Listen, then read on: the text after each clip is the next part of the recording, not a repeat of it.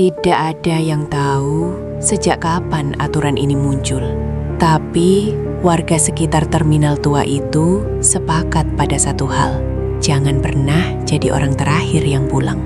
Terminal itu sudah lama ditutup. Bangunannya besar, kosong, dan berkarat. Lampunya sering menyala sendiri di malam hari. Dan jam dinding di dalamnya selalu berhenti di satu waktu yang sama. Pukul 11:40 malam. Raka, sepupuku, seorang satpam proyek jalan, ditugaskan jaga malam di area terminal itu. Waktu pertama kali datang, warga sekitar sudah memperingatkannya. Kalau sudah mau tengah malam, pulanglah, jangan tunggu sampai sepi. Raka cuma tertawa, katanya itu cuma cerita orang tua. Beberapa malam berlalu dengan normal, sunyi tapi aman. Sampai satu malam, Raka melihat ponselnya. Pukul 11:35. Dia berdiri, bersiap pulang. Dan saat itulah dia mendengarnya. Suara mesin bus. Bukan samar, bukan bayangan. Suara itu jelas, seperti bus tua yang baru saja dimatikan mesinnya. Padahal tidak ada jalan aktif menuju terminal itu lagi. Di aula utama, sebuah bus tua berwarna biru berdiri di sana. Lampunya menyala redup. Pintunya terbuka. Tapi tidak ada satupun penumpang turun. Raka memanggil. Tidak ada jawaban. Lalu terdengar ketukan. Tok, tok, tok. Bukan dari pintu, tapi dari dalam bus. Raka mundur. Dan di saat itu, jam dinding terminal bergerak. Jarum yang mati bertahun-tahun, pelan, berdetak. 11:39 ke 11:40. Lampu padam. Semua.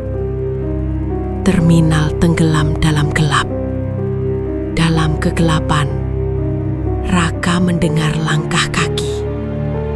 Banyak diseret. Bukan suara sepatu. Lebih seperti sesuatu yang tidak terbiasa berjalan. Seseorang berdiri tepat di belakangnya. Terlalu dekat. Raka mencium bau apek, seperti kain basah yang lama disimpan. Lalu sebuah suara berbisik di telinganya. Kamu pulang terakhir.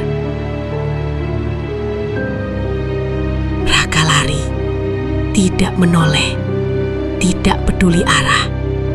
Yang dia tahu cuma satu, keluar dari terminal itu. Di belakangnya, mesin bus menyala lagi. Lampunya terang, seolah hidup. Dan suara itu terdengar lagi. Kali ini lebih dekat. Kalau begitu, kamu gantinya.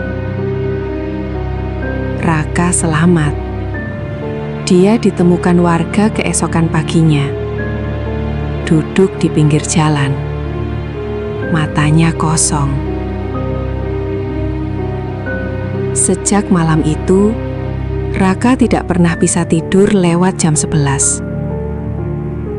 Setiap mendekati tengah malam, dia berkeringat, gelisah, menatap pintu, seolah menunggu dijemput. Warga akhirnya menceritakan yang sebenarnya.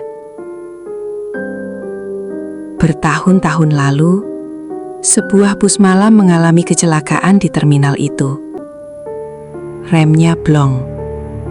Bus terakhir hari itu penuh penumpang.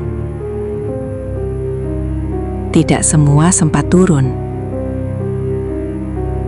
Sejak itu, bus tersebut dipercaya masih beroperasi, menjemput penumpang terakhir. terminal itu kini sudah dibongkar. Tapi jam dindingnya ditemukan utuh. Jarumnya tetap di pukul 11.40. Dan di belakangnya tertulis, "Jangan pulang terakhir." Jadi, kalau suatu malam kamu pulang sendirian, jalan terasa terlalu sepi, dan kamu merasa seperti ditunggu, pastikan satu hal: kamu bukan orang terakhir. Karena bus itu masih berhenti, masih menunggu.